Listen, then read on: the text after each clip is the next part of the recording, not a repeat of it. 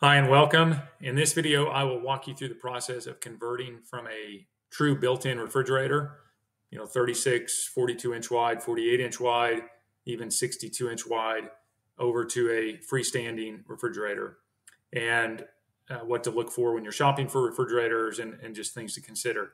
And so I'll jump right in. First, I've got a picture up here of a customer that had a 36-inch wide. I believe it was a GE monogram, 36 by 84 inches tall, and wanted to convert over to a freestanding refrigerator. And so did so with this Samsung refrigerator and added a top grill. This is a proud mount, what we call a proud mount top grill. If you look closely, you'll see that the grill on top it's on slotted brackets and actually slides out when you're installing it so that it sits even with the front of the doors.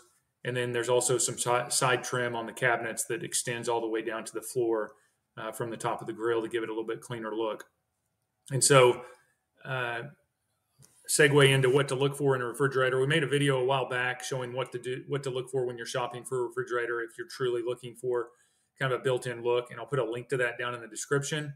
But just kind of briefly, some points to hit on is the height consideration. So freestanding refrigerators typically come in a range of from about 69.5 inches to 72 inches. I think there is also maybe a 73-inch version out there as well by Samsung and maybe a few others. But anyhow, so you're looking at that kind of height. So it leaves you with about a 12 to 14-inch gap on top that you will have to fill. And then look and feel, I recommend you look for is just something with clean lines, something that's got square edges, square corners, nice clean handles that aren't too curved. And it just gives you a little bit more of an industrial look, a little more of a built-in look to match what's out there on the market. It would be a high-end built-in refrigerator. And then the last thing to consider is the door thickness and the hinge configuration. And folks moving from a built-in refrigerator, a lot of them are used to a flush look, something that doesn't protrude from their cabinets very far. And unfortunately, with a straight freestanding refrigerators, whether it's a trim kit or the cabinet, whatever you have next to it, is going to be a problem if you recess the refrigerator back into the cabinet, because the doors, the way they're configured on these freestanding refrigerators is they need room, they need clearance, that when you swing the door open, it doesn't run into the cabinet or the trim kit. And so you can see in this photo here, it's actually just the doors are sitting proud of the cabinet, and that's to allow for clearance when those doors are open. So, and if space is a premium to you, definitely want to look at how thick those doors are on the refrigerator that you're looking at. That definitely varies by make and model. Some refrigerator doors are 3.5 to 4 inches thick. Some are 1.5 to 2 inches thick. So it's just something to consider as you're shopping for these refrigerators. So this is like I said, a 36 to 36 inch conversion. Next up, cover a 42-inch to 36-inch wide freestanding refrigerator conversion. So here, you've got a Bosch 800 series that was used to fill in where this old built-in refrigerator went.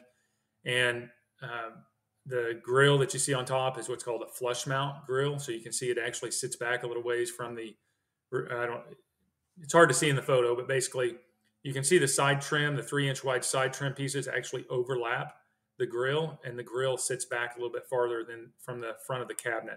I'm sorry, the front of the refrigerator. So that's one option when you're changing over from a 42-inch wide to a 36-inch wide freestanding refrigerator. Next up is this customer had a 30, I can't remember what it was. Anyhow, it was a 42-inch, I believe, built-in refrigerator, and switched over to these 36-inch Bertazzoni refrigerators. And on this one, the grill is actually a proud mount grill. So it actually, again, it extends out from the top of the cabinet. It's on slotted brackets and slides out so that it's flush with the front of the doors. And then the 3-inch wide side pieces. And on this one, we actually ended up making a bottom grill as well to cover up that platform that the refrigerators were sitting on.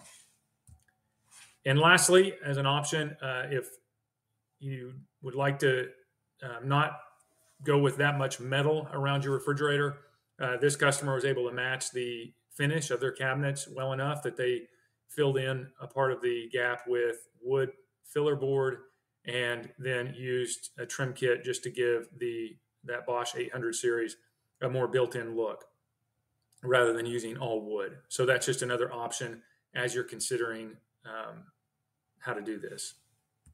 So I'll move on to a 48-inch wide built-in refrigerator with two 24-inch column refrigerators. So one option that I don't have a photo of is you can replace a 48-inch with a 36-inch. We just started offering in the last couple of months 6-inch wide side trim pieces to fill in those 6-inch gaps you're going to be left with. And so that is an option. I just don't have a photo of that. So I thought I'd share these two photos. These customers replaced their built-in refrigerators, their 48-inch refrigerators with two 24-inch column refrigerators. On the left, you have some Liebherr units, and on the right, some Samsung units, and then used our trim kit to fill in the gap around those refrigerators and make them look more built in. And then lastly is if you've got an old, Frigidaire column refrigerators that were 62 inches wide, or some maybe Whirlpool sidekicks, or just some various models that have been made over the years that are 62 inches wide or in that ballpark, then we do offer, there are some models out there that you can replace those with, and then use our trim kit to fill in the gaps and make it look built in again. So this picture that you see in front of you is a flush mount trim kit that is on two Fisher-Paykel units, and then they use the joiner kit from the Fisher-Paykel units to combine those two. And then this one that you see are two Hisense units. I believe that's how that's said, Hisense. And these are two 31-inch units. And then this customer used a Proud Mount top grill to fill in the top gap above these. So yeah, these are just a number of options that exist when you're looking at what to do when that built-in refrigerator that you have bites the dust and you don't want to spend $12,000 to $15,000 to replace it. Then you do have some options that are much more affordable. And if we can be of any help at all, please reach out to us. You can do so at support@refrigeratortrimkits.com, or you can call or text us at 918-212-4682. Thanks.